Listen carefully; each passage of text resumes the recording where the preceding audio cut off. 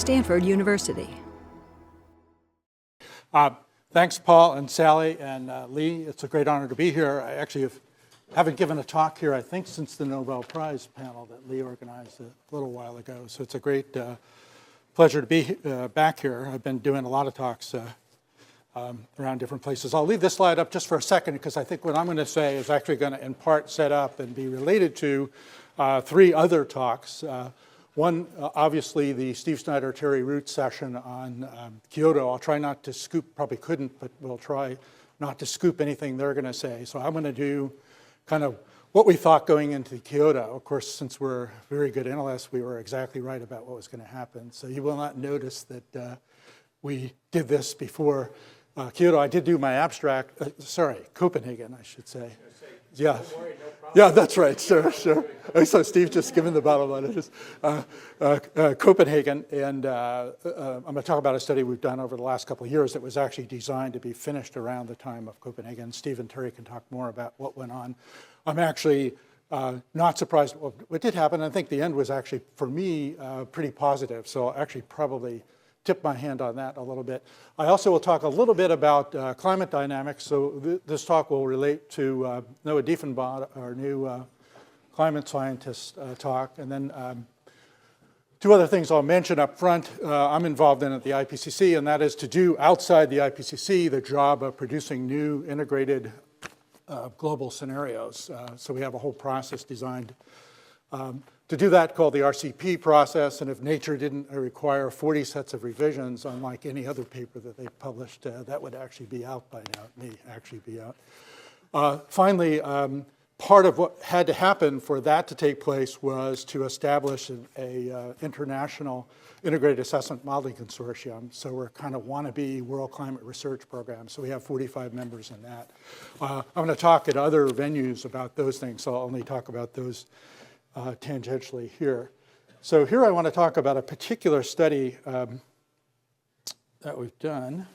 Let me switch over. I don't know what I was thinking when I made up the title for Lee. So if you could figure out what the title actually means, I'll show you my new improved, revised title for the talk. Okay, so this is actually a description of a model comparison study we did through the Energy Modeling Forum starting about 2 years ago. The idea was Bali had just taken place, and we said we have some information that some of the modeling teams have produced, and we think we can provide some useful input to decision makers. So I've already given probably, a dozen talks, and other people have given another few dozen talks on the guts of the study. So I'm going to go pretty light on that part, and really focus more on the reactions we've gotten from the study, which are kind of an interesting story in its own right, as pertains to what we did and why we did it, and did we make mistakes, and if we made mistakes, where are the biases and those kinds of things. I think in many ways those are a more interesting story than the basic results. The basic results, by the way, have been presented many times, were on the web 3 months ago, and actually appear in a hard copy of a special issue of the journal known as Energy Economics, so you can pick that up. In fact, I have extra copies, not enough for this whole group, however, downloadable for free off the web. One thing that happened, as you can see from reading through this outline here, is when we got into this, we became pretty concerned about. So initially, the studies that we do normally say, well, if you have a target, it's going to cost so much. You're going to have to modify your energy systems. We have dozens of models, and they have different opinions about which energy resource is, or which, whether it's demand or supply adjustments, or structural shift, or downturn in economic activity. So that's kind of our normal thing. And as usual, not surprisingly, the tighter the constraint is, the higher the costs are, the more fundamental your structural shift has to be. In the course of this study, and it's odd because this was illuminated by kind of a glitch in the way we designed it, we became convinced that not only would the lower targets we were looking at for climate policy be expensive and potentially disruptive. Some of them seem to be almost impossible at this point in time. This doesn't take rocket science to figure out, although I actually have a degree in rocket science. Haven't used it in a while. It basically has to do with the fact that we haven't done a lot over the last 20 years. So emissions have been mounting. We all know the climate greenhouse gas problem is a stock problem, so we're cranking out emissions even as we speak.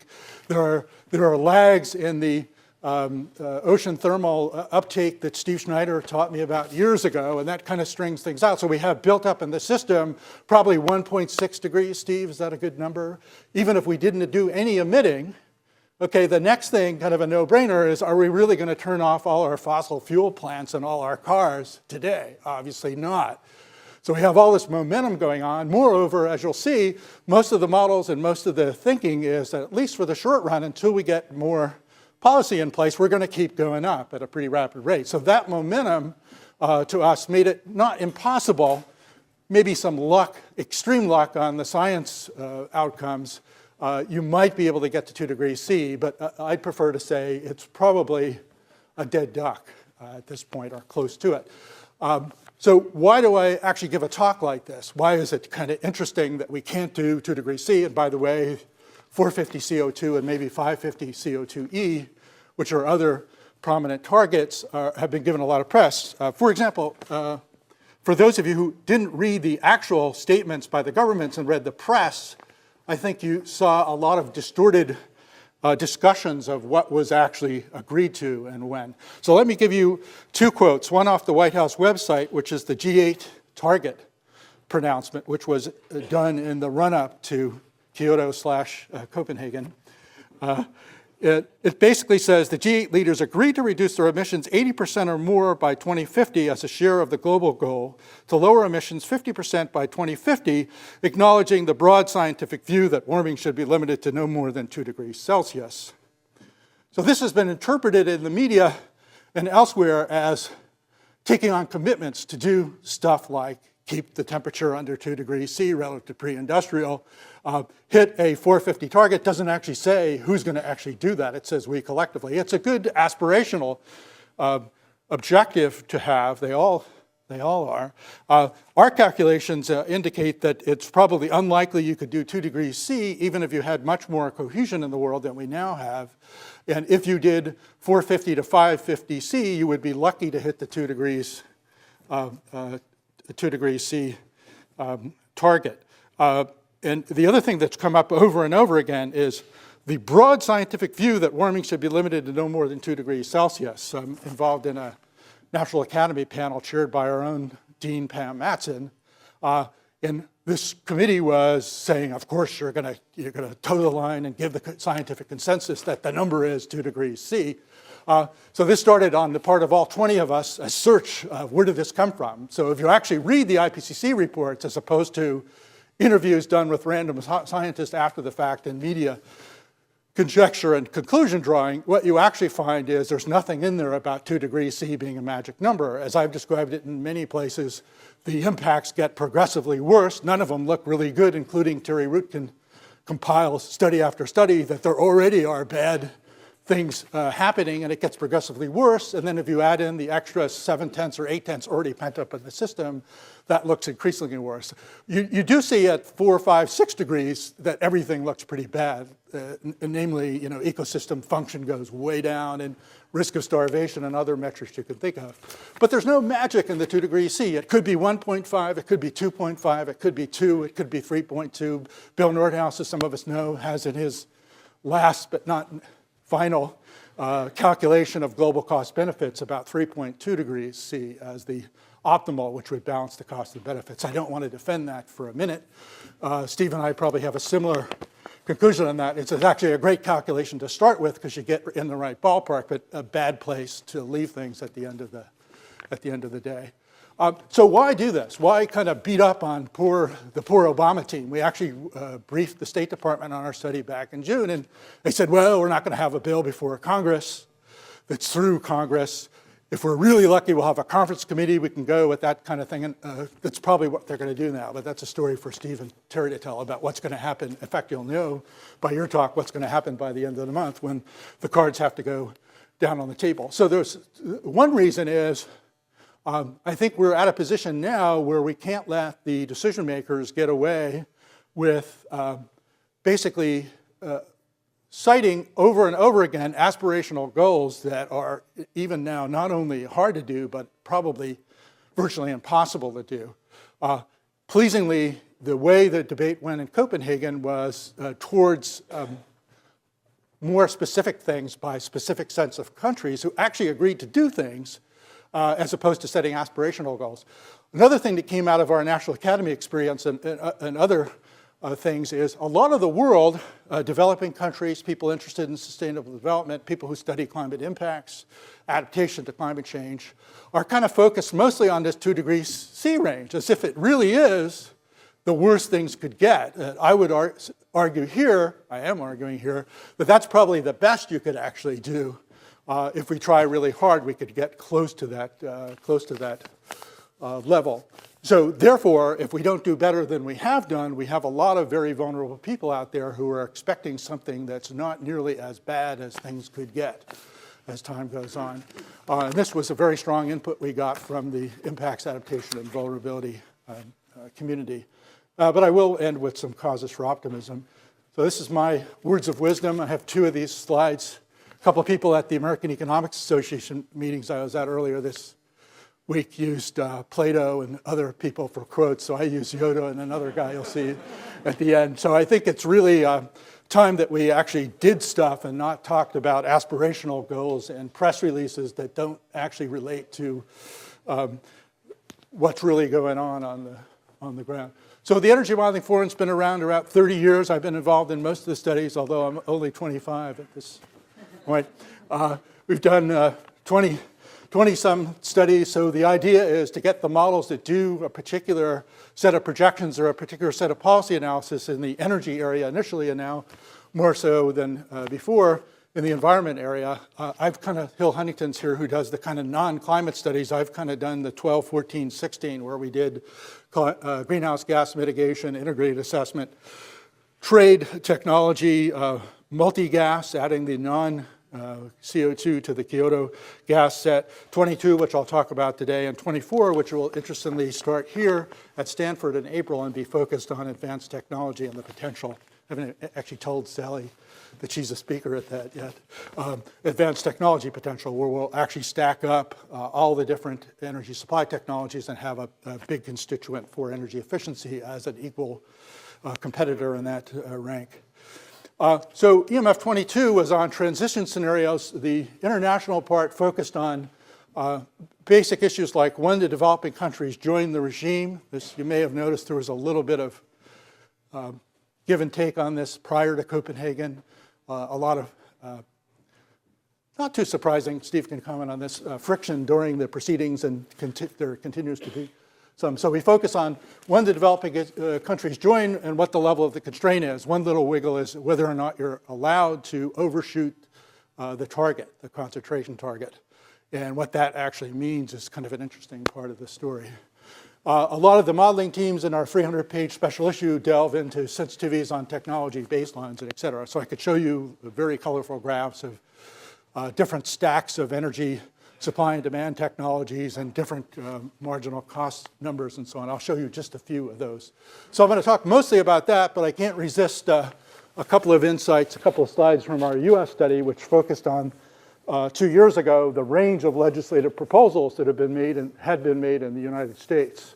It actually turned out that that tied in nicely to the range of different interpretations of Waxman-Markey/Kerry-Boxer that we now see, so it's kind of good. So the first study had 10 models and 10 scenarios. The second study on the US had 6 models, 3 basic scenarios. 2 of the models were actually the ones used by EPA to do the administration's analysis. I won't talk at all, although interesting, about the counter modeling or alternative modeling study we did on the EU that looked at the current EU proposal with 3 models and 3 different scenarios. So here's one slide from the international study prepared by Alan Fawcett, who actually did the 2 official US government studies. So what we did is we bracketed the range of emission reductions for greenhouse gases. So we did hold emissions in the United States constant reduce by 50% by 2050 and reduce by 80%, the red lines there. So that was actually explicitly designed to bracket the then 8 or 9 bills that were before the Congress. And it turned out, as you'll see if you've read ahead to some of the captions here, that the bills didn't persist. Waxman-Markey kind of took over the action on the House side and actually conditioned the Senate proposal that's going on. But some of the issues are still here. So there is, again, an aspirational goal in the Waxman-Markey bill that says 80% below by 2050. So that kind of matches up here, this green line here, slightly different trajectory. And so that would be the goals. Now, what they actually did, similar to what we have in California, is they have a plan that doesn't cover all sources. So it does 83% of less than all the sources. So that turns out to be not too bad. That's this turquoise line here. But then the real battleground now, and the battle royal that you'll see coming through, is you have the possibility of 1 billion tons of international offsets and some domestic offsets going there. In fact, the cost estimates produced by EPA assume not only that you would use those billion here in the United States, but they would be quite inexpensive. Now, what does that mean? Well, having done an international study, an EU study, and a US study, one thing you learn right away is everybody loves chief offsets. So these are basically paying somebody outside your regime to reduce emissions instead of you. A good idea in principle, economics teaches you that that helps you minimize the total cost. But in this particular instance, one of the problems is if you assume that the US is going to get the low-cost options, I can assure you the EU teams, EU governments, are also looking at those same low-cost options. And by the way, the developing countries, where China, India, and Brazil, et cetera, are also planning on using those very low-cost options to at least to take credit for them. So you have to not be naive enough, I guess, to think that they're going to give all these things away for free to us. Hopefully they're verifiable at that. And then at the end of the day, we're going to point our fingers at them and say, it's you that's caused this problem. They're kind of helping us. We're not helping them. So I think we have a tough diplomatic case there. And we have, surprisingly, we've got not quite down to that level in the international dialogue, but I think that's just having spent a lot of time in the fall in Asia, I think that's just beyond the horizon. So just one thing that we did is kind of compare what we call the 550 CO2 not to exceed case with delayed participation. Unfortunately, I'll describe that later, kind of a central scenario that we did on the global scale. What would it take in terms of actual on-the-ground emission reductions in the US to have a kind of fair minimum cost, globally efficient regime? And actually, as you can see here, in most of the models, it's actually bigger than an 80% reduction. It's a 90% reduction. It's actually a reduction into negative net emissions. I'll describe how you do that in a second. You may not believe that. Okay, so let's go back to the main storyline here. So the problem with the domestic analysis is offsets are everything. It probably determines the costs, the viability, the credibility. It plays a big part of international negotiations. I just heard an idea on Sunday that you could actually work that to your advantage if you could get an agreed upon international pool of offsets that everybody could bid into. Then you could have a cap and trade or 1 million cap and trades, and everybody can kind of equalize marginal costs by bidding into this pool of standard, verifiable, certifiable offsets. That's actually a pipe dream, but maybe not so unrealistic one. Probably more likely than a global cap and trade regime or a global carbon tax regime. Okay, so we did kind of 3 dimensions. We did 3 concentration targets, 450 CO2e, 550, and 650. We did either an overshoot where you could go up above those concentration limits and back down again, or a strict target where you could only go up and approach and never exceed. Importantly, we were looking in anticipation of Copenhagen and beyond at 2 different policy regimes. Full participation immediately, doesn't seem like we're doing that, so in 2012, all countries in the world joined the emissions reduction regime, and another one that has delayed participation by the non-X1 countries. I'll actually show you more details on that.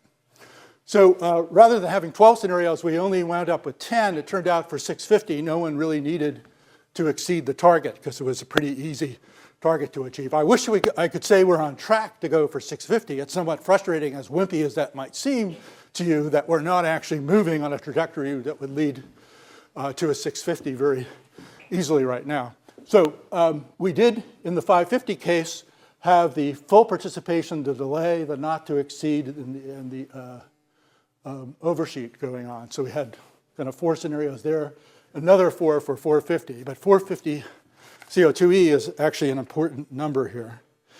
So we had 10 global models used by international organizations and governments to do policy analysis. Most of these models have been used in recent years for mitigation. What would it cost to achieve a particular level of emission reductions? How would you have to shift the energy system? So again, I don't want to lowball this. There's lots of fancy modeling that gets into the special issue, but the basic message here is nothing more than simple accounting, addition, subtraction, and maybe a stretch to some division and multiplication. Because it's where we are now and where the momentum is headed that really, I think, makes some of these low scenarios very unlikely. So these are essentially, in large part, you might ask how the Energy Modeling Forum got involved, how I got involved. This basically energy models where you put on constraints on greenhouse gases. We have kind of ag sector as the big frontier for both the integrated assessment models, these models, and the climate models is land use, because a lot of emissions come from land use and a lot of changes happen if the biogeochemistry of the atmosphere of the Earth system change and if more biofuels are used. Okay, here's the glitch in the study, which really isn't a glitch, which I'm getting to. So first point, this is not the glitch part, but interesting part. So to get the 450 CO2e, you could only have, depending on the model, 355 to 415 carbon dioxide. So we did a whole set of analysis before we were able to do all the Kyoto gases that just did carbon dioxide. So these are on the order of 75 parts per million lower on the CO2 account than the total CO2 equivalent. Now what we did here for this study, and this is the introduction to the glitch, which turned out to be somewhat of an advantage, is we basically said we're just going to look in this calculation at the Kyoto gases. So it's carbon dioxide, nitrous oxide, methane, and the hydrofluorocarbon, industrial gases. Okay, so temporarily we left that out. Now you might ask immediately, why do that?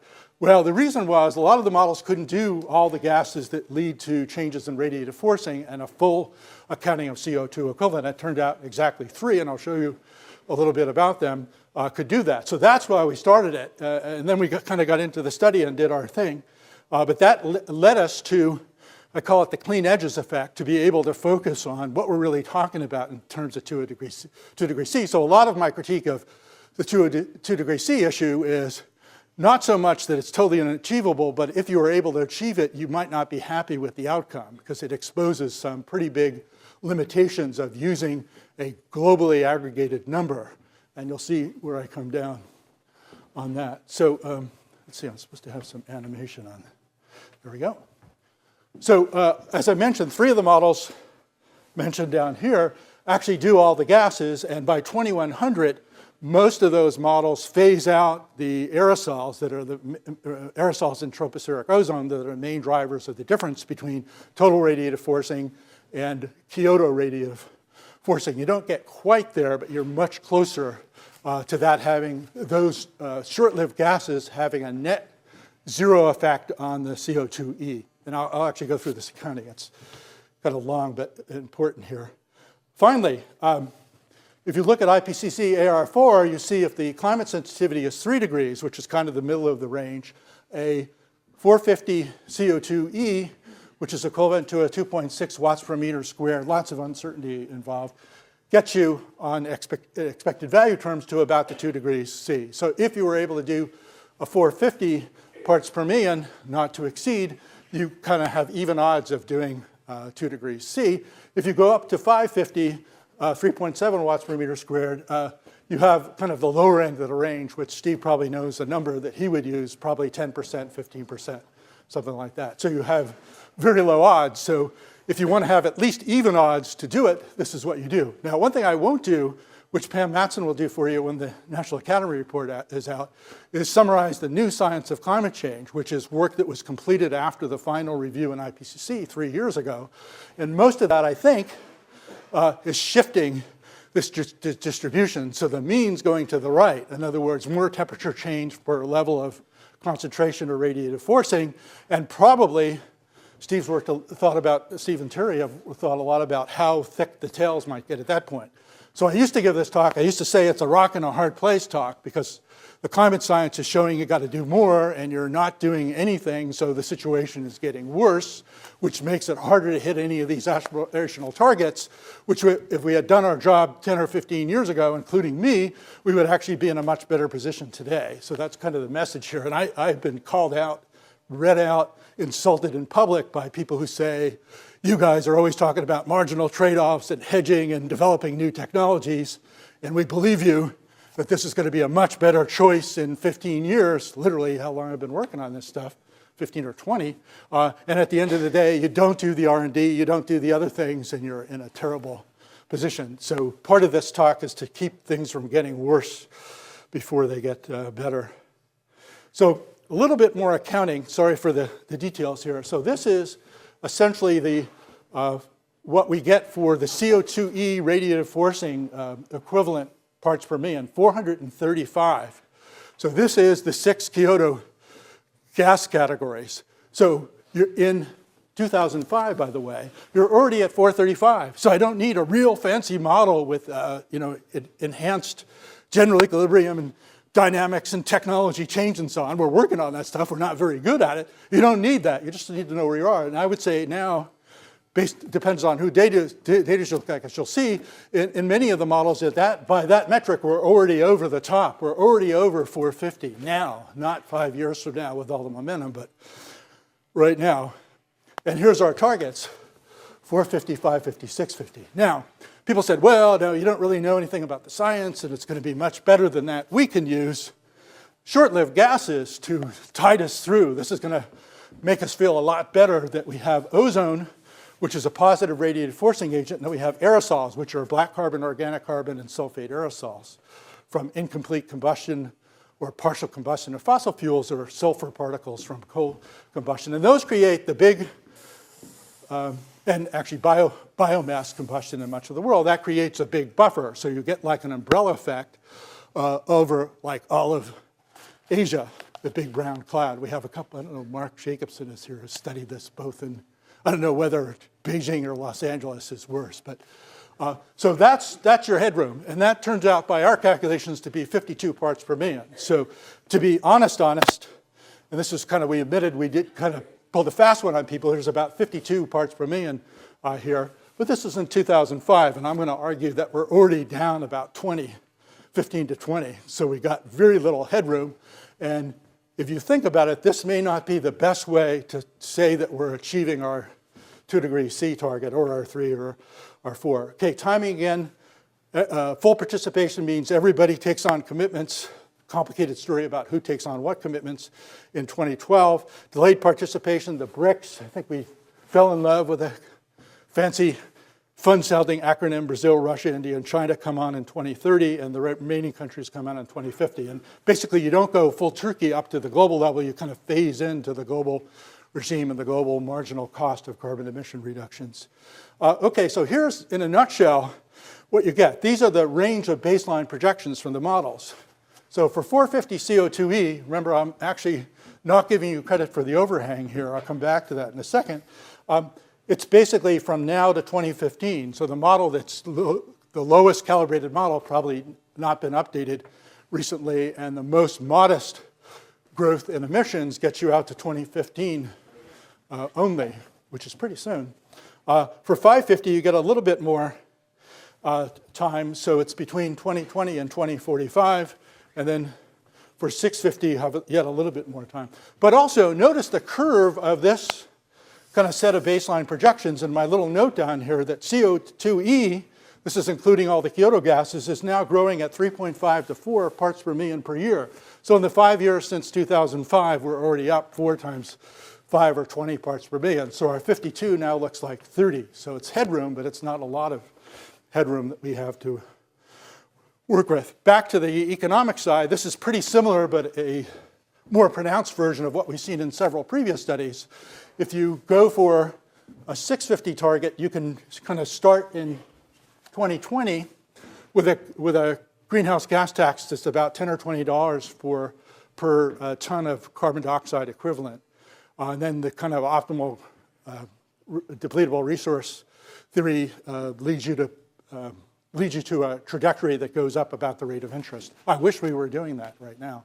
My estimate is we're doing about a quarter of that, putting the whole world effort together. If you want to go to 550, which seems a lot safer, frankly, then in some of the scenarios, maybe not to exceed delay or not to exceed with full, actually what would be the most realistic now? Probably delay, overshoot, something like this. You're up in the couple of $100 range per ton of CO2e, which is not that catastrophic. The difference is we used to say that the 450, 2.6 watts per meter squared, 2 degree type scenario was going to be very expensive, like thousands of dollars. What we actually found out this time is in about 2/3 of the model runs, it was not possible to solve, meaning the implied carbon CO2 tax in 2020 was in excess of $1,000, all the way up to not computable. Not computable would just be in the science parts of the system led to a situation where you could not reduce below that.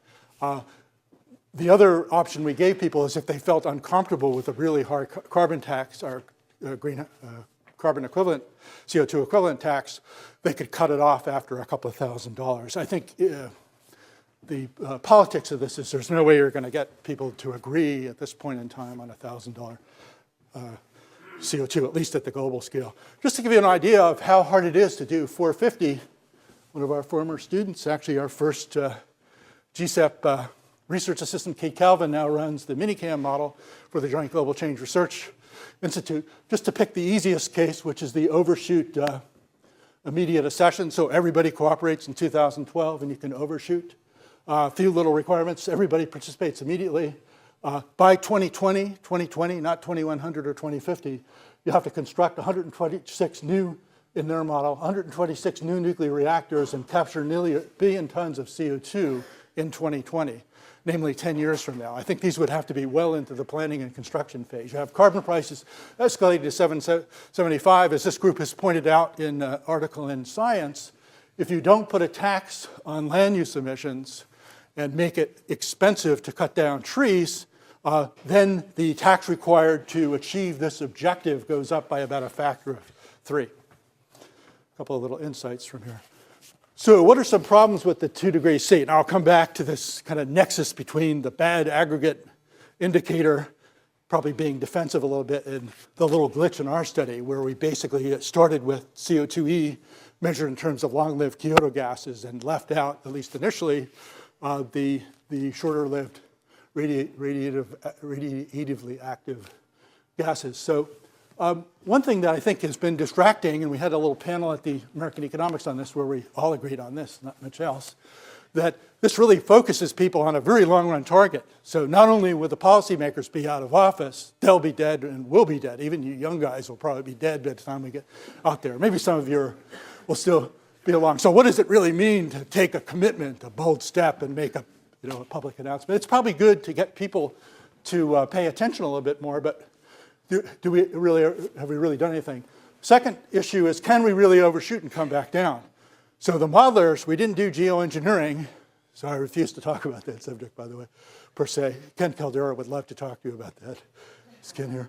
The way the models did it, and this has come up in several instantiations in the big EU study and some work we did preparatory for EIA. So this, for the IPCC, the only way you can do this in most of the models, and it'll actually construct this technology if you don't give it to it, is essentially do very advanced biofuels that don't take up much land and are very efficient, and sequester the carbon. Because in these scenarios, what does it mean to come back down? What it means is you have to have negative net global emissions, which means not only do you have to have an individual technology that can do that, you have to have enough of it to offset all the other emissions in the economy. Well, this is a big debate we have now about whether this is even remotely feasible, but this would be kind of an overshoot, and there's limits on how much of that, even if you could do that at that scale, how much it actually helps you. Second problem is there's a big accountability problem for long-term objectives because these people won't be around and we won't be around to hold them to it. Finally, there are two issues that involve the 2 degrees C as a climate change index. I'm going to argue that aerosols look too good to be true. I've already made the case, started to make the case, that there's not much headroom anyway, and if we keep going the way we're going, the net effect of the headroom will be wiped out soon, or people in developing countries will realize there's serious health effects from aerosols and cut them out. And in fact, a final, so this doesn't really help you if you're not in a brown cloud region, help you with quotes around it. And I personally think it hasn't quite reached this level yet, although people in China and India are getting close to it, that this is an international negotiating nightmare to say, well, we as a global community with the developed countries leading, the G8, G20, whoever, we're taking a leadership role, and we've actually been able to figure out a way to get to 2 degrees C, and it amounts to dumping more particles all over major cities in developing Asia, Africa, and Latin America. I just think it's a dumb idea. What we ought to be doing out there, and some people here are doing this, and World Bank did a big study on this, which was never published, is to point out what the health impacts actually are of this kind of combustion of fossil fuels in developing countries. Another thing I was hoping Steve or Noah could help me with on this, because I'm going to talk about how the climate system actually works. I learned this from Steve, so maybe it's a long time ago, maybe I got it wrong. So one problem is if you have the aerosols to a first approximation, maybe not too bad of a first approximation, if you've got the cloud, you're cooler, but you have better health effects. I'll actually show a graphic on that. Another one that's a little bit harder is the reason there's a long time lag in the temperature response to the change in concentration is the slow uptake of heat by the ocean. So if you make a jump change in radiative forcing or temperature of the atmosphere, that heat takes 100 or more years, hundreds of years, to come to equilibrium with the ocean, because you've not only got to heat the surface of the ocean and go down. This means that what you're talking about in this kind of scenario with using that lag as a good thing is the ocean's going to be, by and large, maybe this is a 0th order approximation, cooler because of the lag, but land won't be as much cooler as the ocean is. So I have a couple of slides that try to hammer home these 2 points, but I'll go through the overshoot. Overshoot is pretty significant in the case of a few models. The International Institute for Applied Systems Analysis modeling set and the minicam-based technology case. And here you see this problem. I heard Sally Benson was presented this by the EASA team, the message team, and winced when the number came up that we had to do 10 to 20 gigatons of net reductions in emissions by the end of the century. Not just one technology with that capability, but enough to offset all the other emissions in the economy and go down that far. So that's kind of a wiggle. So the point here is there's a fair amount of overshoot. If we get in this regime, Steve's pointed out this many times, if we get in this regime and the deal is we're supposed to come back down, can we really do that? Maybe we find out in 50 years that what we were counting on is impossible to do. So here's my aerosol choice, depending on which part of the world you live in. If you live in the brown cloud region, you choke. This I owe to Inez Feng, who's a world-class climatologist at UC Berkeley, who, when we told her about these results, a few of us were there, literally gagged, and I was ready to perform the Heimlich maneuver on her. And she's Chinese-American, so she actually was just saying what she thought about using aerosols as a buffer to hit a climate target. So she went like that, and I jumped up, and she was saying it's just a special effect. Calm down, calm down. This I apologize for. This is kind of more forest fires when it's a warmer climate. So this is the non-brown cloud region. This is actually off the NCAR website. Some of you may know NCAR website. So they did it, but I picked up on it. Now, we shouldn't forget the second clause or so in the Framework Convention, which says protecting the most vulnerable. So these folks here are basically experiencing more heat, and they don't have the brown cloud because they don't have the wherewithal to generate all the emissions. So this is sub-Saharan Africa in Senegal. So we should keep in mind that as opposed to our $30,000 per capita income here, countries like this have $300 to $500. capita per year. So a little bit of difference in ag productivity. There's a great World Bank study on this that shows with no irrigation, sub-Saharan Africa farm incomes goes down 30%. When you have a base of 500 for your farm income, that's a big hit. So will slow ocean uptake save us? Maybe a little bit. I'll show on the time dynamics on the next slide from some of the integrated assessment models. If we rely on it, it does put more pressure on return from overshoot, because you're basically going to try to cut off the signal before it comes to fruition and equilibrium. Kind of one strategy you could use. And I also think there are some differential effects along the globe, and I was going to ask Steve and Noah about that, and then when Noah talks, I will ask him about it. So it doesn't help you too much for the 2 degrees C because it's such a tight target anyway. You get a little bit of kind of overshoot and a little bit of down there. It actually may help a little bit more for 3. Once you get out to the end of the century, you're only at about 2.25 or so. This is because of this kind of thermal dynamics of the ocean uptake of heat. This may be useful. I predict, because we're working directly with the climate modelers now, that some of these things will be the subject of excursions around the base scenarios we're now doing by the climate modeling teams. And I was able to talk just by coincidence to the director of the CMEP5, which is the new model comparison exercise being planned by the climate modelers. So this is my ideal habitat for the 22nd century. So in the world where you have aerosols in ocean thermodynamics operating, the best place to be, of course, is in a rowboat in the middle of the ocean, because there's no brown cloud. Maybe there is some brown. Certain parts of the ocean, there's no brown cloud. And it's a bit cooler. So I used this one slide in Atlanta earlier this week, and somebody said I should call for Kevin Costner. So it's pretty interesting. So I do have some causes for optimism. So I'll let Steve's team and Terry's team describe this. I do think now we're seeing country policies motivated by multiple concerns. There are, and we saw in Asia, 5-year plan projections, both current 5-year plan and the next one, that have much lower emissions tracks in China and India.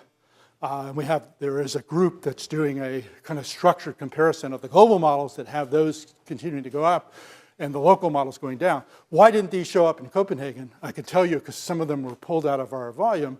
They didn't want those studies to be at the disposal of the G8 and GL20, the big economic powers. Because they said, well, if those get in there before you've actually done very much, you're going to say that since you did this calculation, you should take these on as commitments for your country. And there's no way in heck they're going to do that. And I think this actually made the dialogue between China and the United States more strident than it would have been otherwise.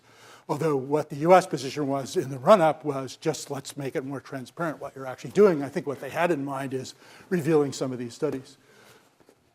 So I think besides the multiple concern issue, there are smaller groups of countries negotiating more different things and not just these grand targets that you can't even do the accounting right for. I would argue they couldn't do the accounting right, and the media makes it incredibly worse. If you take what I read as the actual statements and how the media reported it, they're totally different things.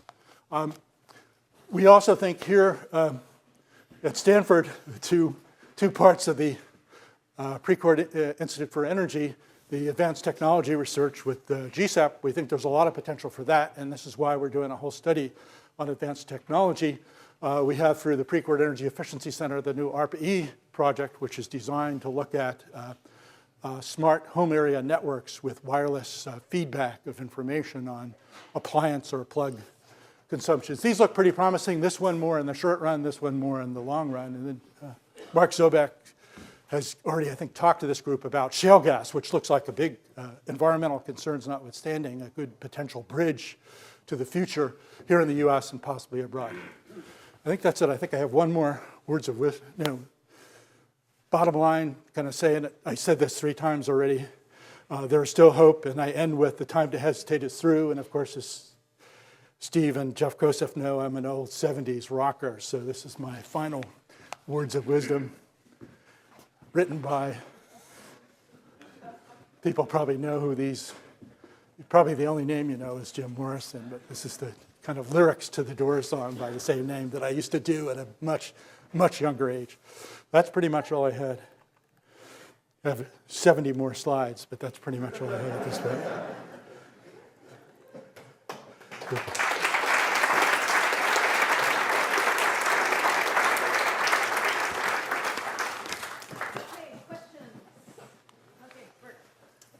John, when I read the IPCC report, for a given concentration, there's a much bigger spread in temperatures than anything we've been talking about. And I don't understand how you get down to only a few tenths of a degree for a given concentration. Because if you look at the 2007 report and you run all 20 some odd climate models, there's a much bigger distribution. So what's going on? So this, Steve actually probably could answer, since he was in that group, could probably answer that better than me. This is straight from the IPCC report. I'll get my graphics out of the way. So this is the range of temperature changes for the different radiative forcing or CO2e concentrations. Okay, I'll pick on Steve later, but that's not what the report says. That's because he has fixed climates. CS equals.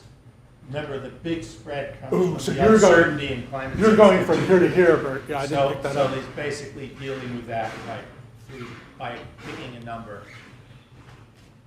Yeah, this is a big issue, and I know in the new plan there is a proposal to do a better uncertainty assessment. As you well know, a lot of these ranges are just ensembles that are groups of model runs. They don't really have an easy probabilistic interpretation. I just put these up because I think they are kind of in the IPCC report, and they're probably around the kind of in centering and shape about right, maybe not quite broad enough, but that doesn't detract from some of the points I'm trying to make here. It's kind of an option value that if you have a bigger tail, you have a bigger tail. The mean, as I mentioned, I think most of the new science is suggesting that the mean and the thickness of the tail probably has gotten worse since the publication of the IPCC results having to do with ice melt dynamics and a few other things like that. Basically, non-linearities in the system where there's a bunch of them. So if you melt a bunch of ice that's even on land, that does cause a little bit of sea level rise, but it also changes the optical properties at the surface. So I would have to say, actually having worked for 2 years now with the climate community and our community, land use modeling is not very good. I actually thought the two groups could decide on the best numbers for historical and current land use emissions and then project with those. And it took 2 years to get barely plausible numbers that are still being revised to this point. It's actually nice that Stanford now has how many? 3 new land use experts coming either on board or coming on board. Okay, more questions? Okay, students. Okay, What assumptions are built in on the release of methane from peat bog warming? I mean, at some temperature, that's really going to take up. Zero, that's another case of a nonlinearity. So that I don't know if there's any quantitative. Are there bounds that we can say it's not happening appreciably? I don't know how you do that other than through direct observation. I don't know. Is there any modeling? Steve, anybody else working on this? Actually, that 5.6, you read the working group 1 report for equilibrium, it actually comes, it's not even equilibrium, it's 2100, it was higher than that. And part of the reason is that that's exactly what they were assuming. There were carbon cycle feedbacks, which methane is one, another one is just the rate at which trees pull CO2 out of the air, negative feedback. But then you have a lot of carbon in the soils more than in the trees. And if you get warm enough, the bacteria decompose it, you get positive feedback. And what wins depends on the temperature. Yeah, so I think Bert's point is relevant here. There's a lot of uncertainty, probably more than you see here and even more than in the IPCC report. Given the magnitude of the overshoot deficit and the current state of research in technologies, is there any credibility whatsoever to the concept of overshoot, or does it need to be assigned an extremely high uncertainty? So I told Sally I would pick on her to do this because it's her field, but and I've already told you that she kind of scoffed at the presentation, which we'll actually repeat here in April. But what's your view on those big numbers? Actually, let's take it in 2 parts. Say, could you do an individual technology? Could you do 1 gigaton? Could you do 20 gigatons? Net. And I think the scenarios that say that you're going to sequester as much CO2 today as we're producing from our full energy system are absolutely unrealistic. I mean, if we could sequester 20% of today's emissions, I think we'd be delighted. That's what I work on. I think we'd be really feeling like we really did a lot. And so those scenarios, I just think they're not realistic. I have to admit, I signed a report that had a bunch of stipulations for how you could get to very low, and it had pretty big numbers. But the assumption is GSEP and other activities are beyond even Sally's and Lynn's wildest dreams for how well you can do it. And there could, if you had massive mineralization, schemes, that might work, but those take a huge amount of energy today, and there would have to be so many breakthroughs to make that realistic. Yeah, one true confession is at the end of the last round of IPCC, we didn't have any low scenarios. We were actually working on our side on the multi-gas thing, bringing in the other Kyoto gases.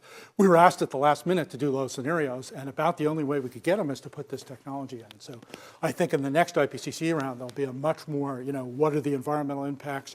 What happens if you use nitrogen fertilizer? That causes more NTO, food security problems, and so on. But grudgingly, I have to totally agree with Sally that at that level, I think even maybe net negative for the whole economy is probably unrealistic. If you could get on the 20% kind of a slow descent, I think that I would be pleased to see that. More questions? Okay, how about here? And then we'll go over there. To continue to pile on the overshoot model, if you're experiencing, say, 50 to 100%, 50 to say 80% of your warming in 35 to 50 years after putting the CO2 up, it'll take us another, say, 35 to 50 years just to chase after the overshoot. It sounds to me, as a metaphor, like you're trying to recall a sunburn, that it's not in a way that you can attend. I like that metaphor. I agree. I think there's probably a little bit of wiggle room, but not as much as portrayed in some of these extreme scenarios. But that, such as it is, that just means that on the expected climate outcome, you're not going to be able to do 2 degrees C. Well, especially for the acceleration of the melting that you get as it's warmer. You can't slow down the melting. Well, one reason I did it this way is to kind of go from the inside out at that margin and say, is this at all realistic? And what you're saying is it looks like it's even worse than we thought. Because if you just have people spouting goals in the press and then people trying to actually do things on the ground and there's no relationship between the two, you've got a problem down the road because the impacts will get worse, the concentrations will go up, and so on. Over there. Yep, and that'll be the last one. Okay. So this is sort of a simple question about the models. It looked like they were linking like a price per ton of CO2 to a given level of CO2. Yeah. And I was wondering just like what are the assumptions that support like drawing that line? Well, these are big, fairly fully articulated, as I mentioned before, dominantly energy models. So you essentially have a target for economic growth and technology change and so on. So that kind of gives you kind of a baseline unconstrained. Then you put a constraint on greenhouse gas emissions. So that leads to different choices than the cost minimizing choice for the baseline. So that it's kind of the way you get the mitigation cost curve is to run the model repeatedly with either a restriction on the quantity of greenhouse gases or an increase in the price. If you increase the price, you get a formal explicit greenhouse gas carbon dioxide equivalent tax.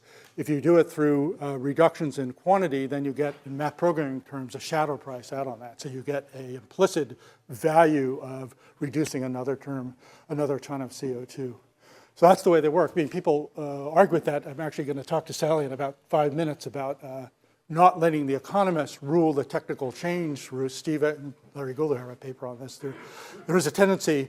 So if you look at how the economic models work, mimic the economy, there's really only, once you got the policy architecture set, I have a Pew Center paper on this, there's only 2 things that can adjust. One is you can substitute things for other things that you consume or inputs to production process. That's called the substitution effect embedded along the models. The other thing comes in quite handy is technical change. So you can do more output with a given set of inputs over time. And the problem I claim for the economic literature on this is it's very incremental. So they claim, well, it's just incremental things and people refine things. I think it totally ignores all the breakthroughs. So you go back to when the big breakthrough occurs, you get a very modest effect. And then you, if you don't think about it, you forget that we didn't always have transistors, we didn't always have the internet, we didn't always have, steroids, good steroids as opposed to bad steroids, et cetera, et cetera. I have a whole paper on this, but that, so the issue there with the economist side is, do we really miss the Sally Bensons and company, all the technology researchers of the world who I don't see Sally coming in every day and saying, well, we're only going to fund a GSAP project if I can personally make a big profit, discounted present value out of that, or any of the PIs. Most of the people are here to kind of solve a big world problem, change the world in Benson worries, get published, get promoted, impress their colleagues, and so on. So I think that's a force that we've got moving here at Stanford, thanks to a couple of you individuals, and we're seeing more of this around the world. Steve Chu, John Holdren, there's a few people we know about. And with that, Great. thank you, and thank you for such a Good. good